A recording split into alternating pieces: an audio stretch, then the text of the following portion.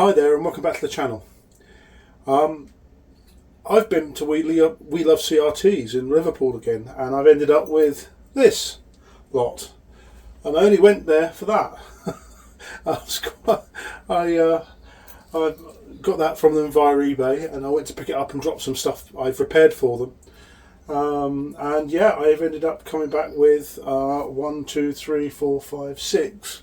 CRTs and 6 CRTs and a 21-inch Sony TV combo, which I'm fixing for David at We Love CRTs. Now, apologies for my voice. I'm not well at the moment. A quick update on that. I've got a lump on my prostate. It's being treated. I'm getting treatment for it. Added on to that, I've got a heart problem, and I'm on blood pressure tablets, and we've managed to get my blood pressure down, and also I'm pre-diabetic. They found out that I'm pre-diabetic, so I've sort of skidded backwards into 2024. I've got a bunch of videos which are going to get me out to about May, and this is one of the ones. This is January time. At the end of January I'm at right now. Yeah, so I've got a lot of medical problems going on, and I've also got a bit of tonsillitis. My tonsils have been inflamed for a few weeks now. So yeah, everything's okay. I'm sort of keeping it together. Work have been brilliant. Thank you, Dan at work. My work. He may watch these videos. I think he does. So thank you for supporting me. So yeah, I saw this little broken PVM on We Love CRT's eBay, and I thought I'll just put a cheeky bid in, and I forgot about it. I've had so much else going on. I've had friends down this weekend and stuff like that. And I realised, oh, hang on, I want it. So I had to go. This is Monday. I went to Liverpool, and I went to go and pick that up and drop the others off. And they just had a new batch of stuff coming in, and what we've got here. Let's start from that side. We've got a 14-inch, I think it's a 14-inch 1994 Compaq SVGA monitor. We've got here a NEC colour television from I think it's between 70 and 75 because of the slider dials here. That's very unique to a certain period in the 70s. I saw it and I just thought, it's going to be a mess. It's probably going to go bang. But actually, it might be fun. It might be good. Something to do. Then we've got these two Sony KV-M1400Us, I think, or 1400Us, or something like that. I've got another one of these I got from We Love CRTs, and I've been working on it to try and get it working, but I need parts for it. So David had these two, which are literally marked as parts and damaged. And so I ended up with these, and I'm going to create a video of these two and the other one in a row, 3 of them in a row, dismantle them all and make the best one out of all 3, and see what I can do with that.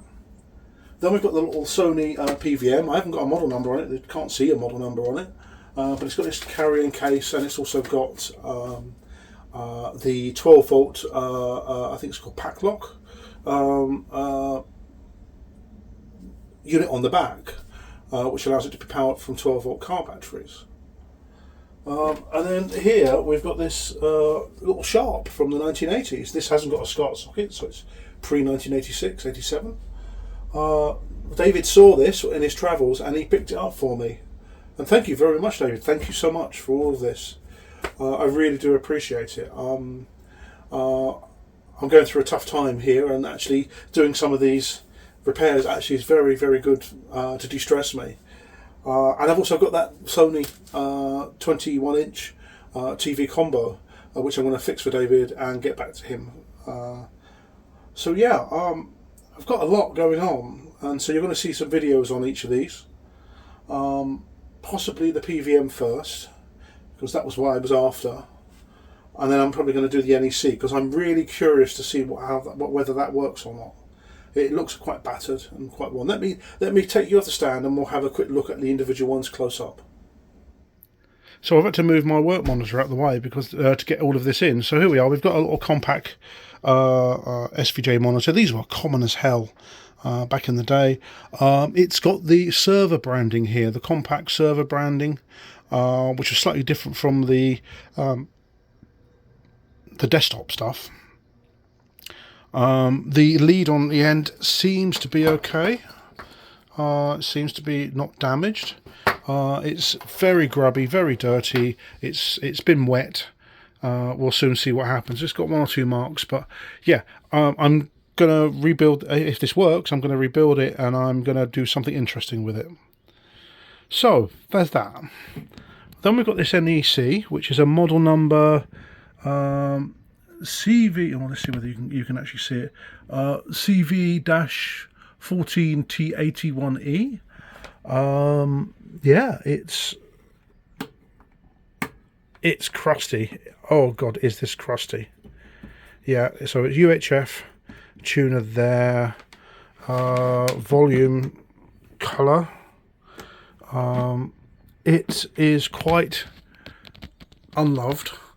Literally ready for the scrap heap. Absolutely ready for the scrap heap. Heavy as hell. It is absolutely just so heavy. So I think it's going to be a metal chassis. It might be one or two tubes. I don't know. It says IC transistor, but you never know. So yeah, then we've got this little KV-1400U, something M1400U, whatever it is. Yeah, it's missing its label there. It's fine. The front looks good on this one. So it'd be an interesting one to try and literally just take the whole thing apart and show you how to do that. Yeah, it's marked as parts. They marked it as parts on that one. The back seems intact but damaged. So then next we've got this little PVM, Sony 2020 PVM. It's a broadcast monitor, so it'd be interesting to see what happens when I get it going. It comes with the case, not with the little mouse. I rescued that from a road. Some kid had dropped it and I picked it up and washed it, and it's been with me about 10 years. It just sits around. Put him up there. Yeah, so it's got a case. It's got the module on the back to allow 12-volt operation. Then we've got another Sony here. It looks like it's been basically dragged along its front at some point. It's got damage all the way around here, but I might be able to use that as part of the spares. And then we've then got this Sharp, which is a real oddball. It's interesting. There's something here. Maybe it was the remote thing, I don't know. Yeah, some sort of remote there. Controls on the front, all the controls at the bottom there. We do have some damage right at the top here, which is the tuning controls, but I think that's just popped out. Glass on the front. It's a fair old size as well. It really is a fair old size. I don't know what the model number is.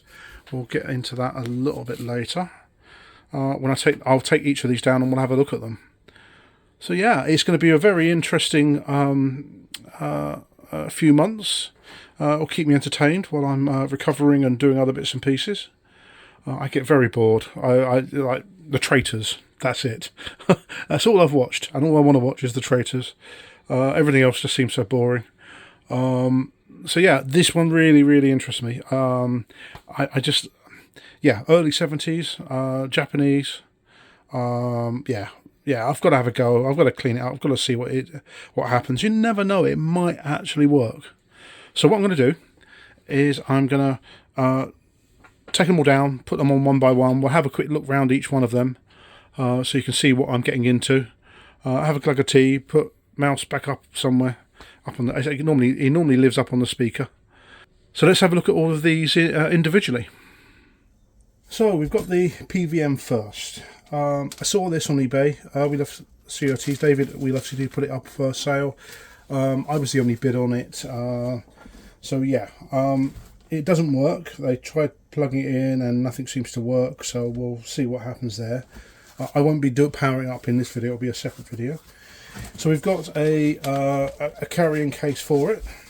If I pull, oh, there we go.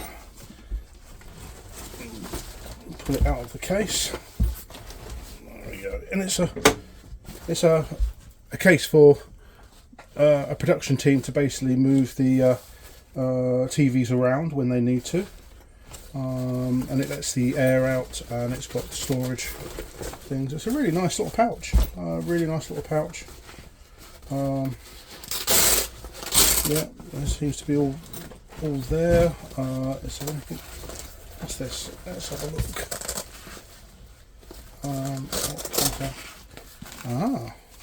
Oh, this is the shield you put over the monitor so if you've got in bright light conditions. Okay, that's interesting.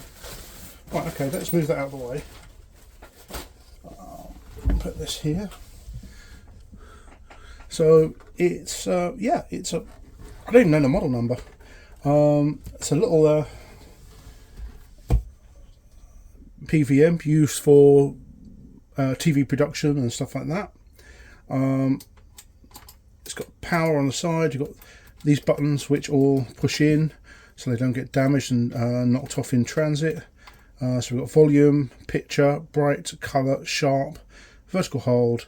You've got PAL and CCAM signals. It might do NTSC. Input AB, normal, HV. I don't know what that is. Probably something to do with HV delay. Okay. Scan, normal, and underscan. B only and CCAM button there. Then we've got lugs on here, so you can actually put it on a strap, and if, say for instance, if somebody wants to walk around with it while they're looking at footage. Got a handle which is really hard to get. There we go. Seems to be some sort of locking mechanism here, I don't know, but once it's there, it's there. Then on the back here we've got, let's have a look. Oh Christ. We've got this padlock, which is the system for powering it via battery. AC in, 2 NiCad battery on there. So we've got operate and charge, external battery DC 12 volt. I believe this is for actually large productions, so if they're out in the field and they'll power it from a large source. I believe so anyway.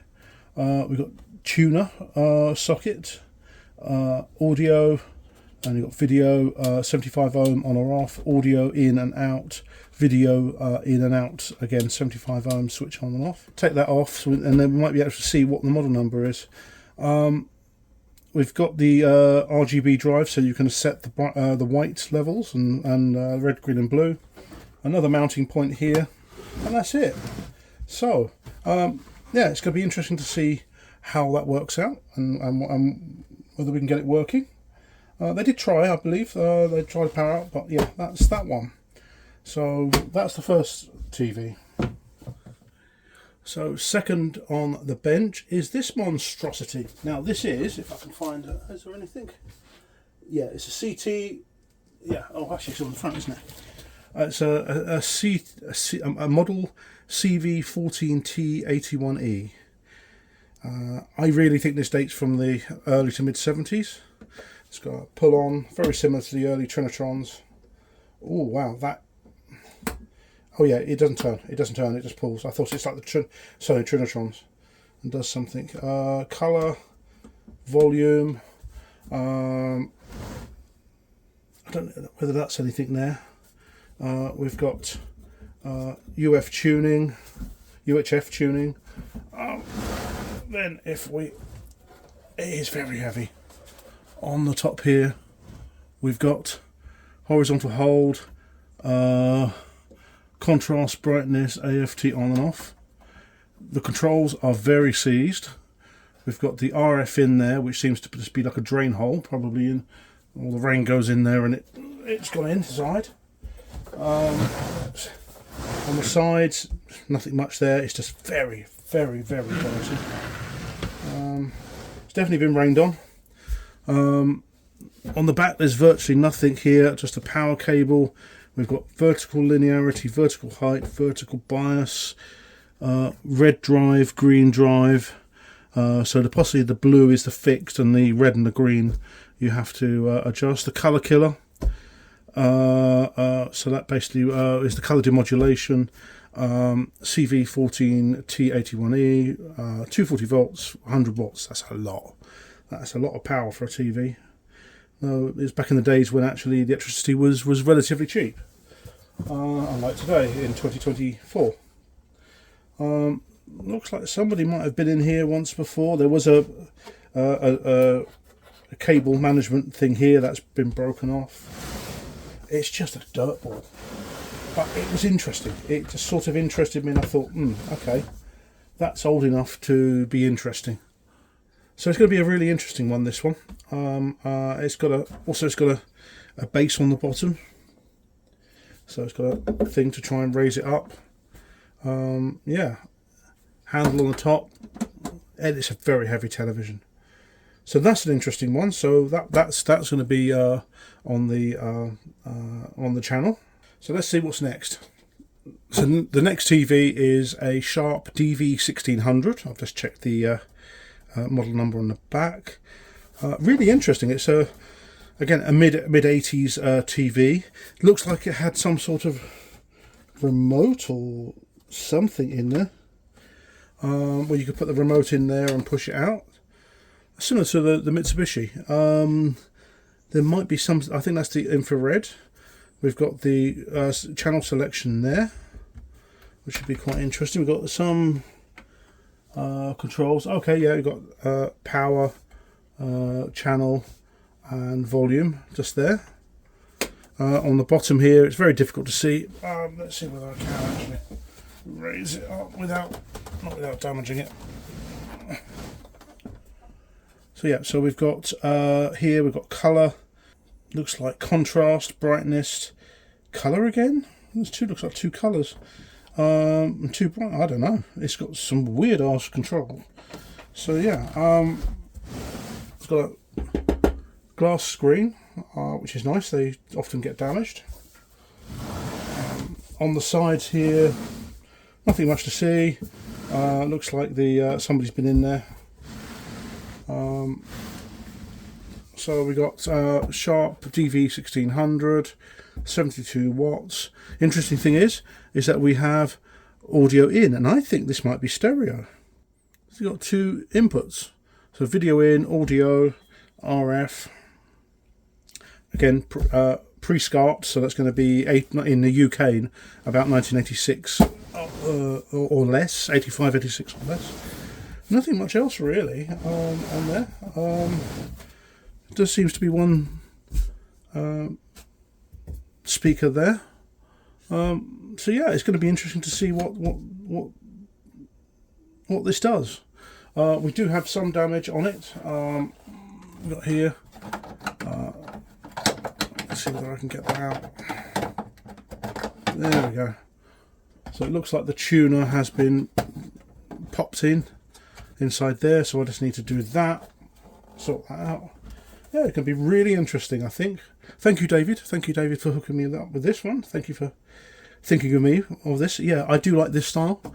Yeah, so if it's got like a glass front, that mid 80s look, I do like that. So yeah, really, really interesting. So, okay, that's the third TV. Let's just put that up there. Let's get the fourth one. So here we have a Compaq VGA, Super VGA monitor from the early 90s, 1994 by the looks of it on the back. Got controls on here, so width, height, centering on the horizontal, centering on the vertical, contrast, brightness, power button. Power button feels fine. This style of Compaq, especially that colour, from what I remember was server grade stuff. I could be wrong, but I think that is a server grade one. Yeah, these are rare and interesting. I am going to do something, if this works, I'm going to do something very interesting with it. Put in a little Raspberry Pi or something inside. So it's its own self-contained thing. So here we are, we've got VJ on the back, pretty much a standard PC monitor, power in, absolute junk on the back here, model 472p, December 1994. So yeah, it's 30 years old. Looks like it's been dragged across a football field. Could work, might not, I've got no idea. None of these, I don't know whether any of them work. They really, they don't, I've got no idea. So it's going to be very interesting over the next few weeks to find out if any of these do. So yeah, that's that one. I'm going to rebuild it like I did the other little Compaq monitor, which is coming up on the channel soon. And yeah, I'm going to do something interesting with it. So the last televisions are these two KV-M1400Us. These date from the early 90s, 92, 93, 94.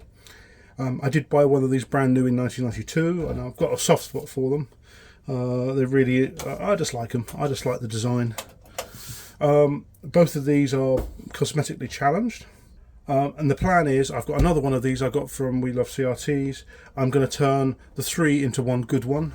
The other one I got actually does work. It's just either a bad board or a bad tube. I'm not sure which.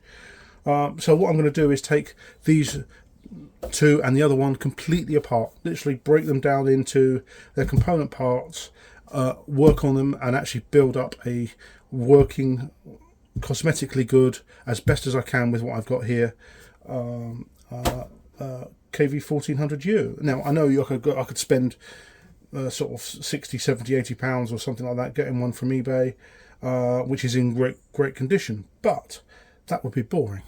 I would rather actually try to rebuild them and actually make a video from some which have clearly seen better days.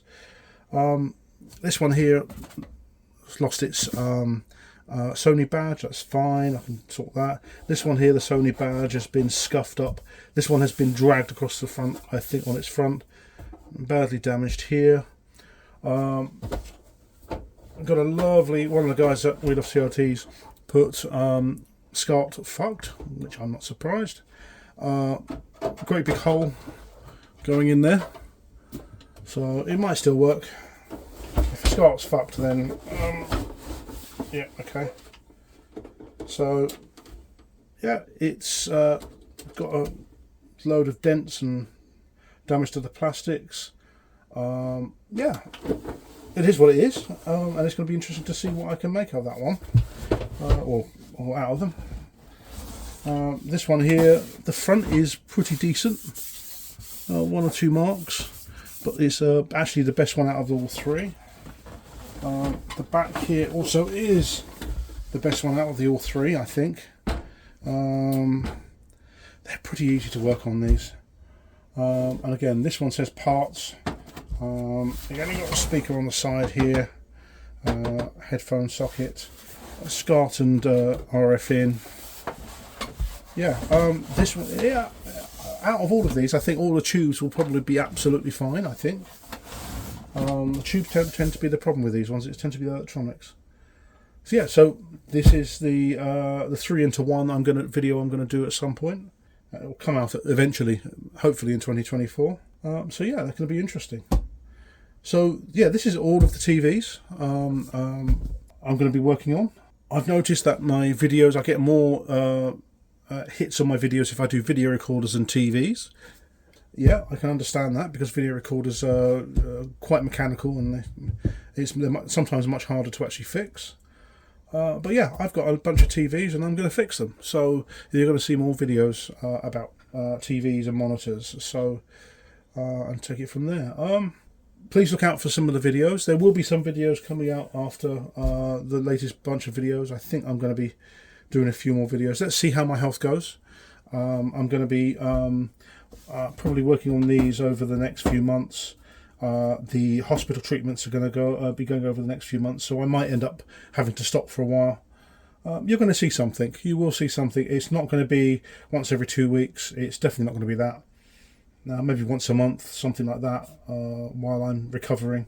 So thanks for watching. Please like, share, subscribe, and I'll see you on the next videos.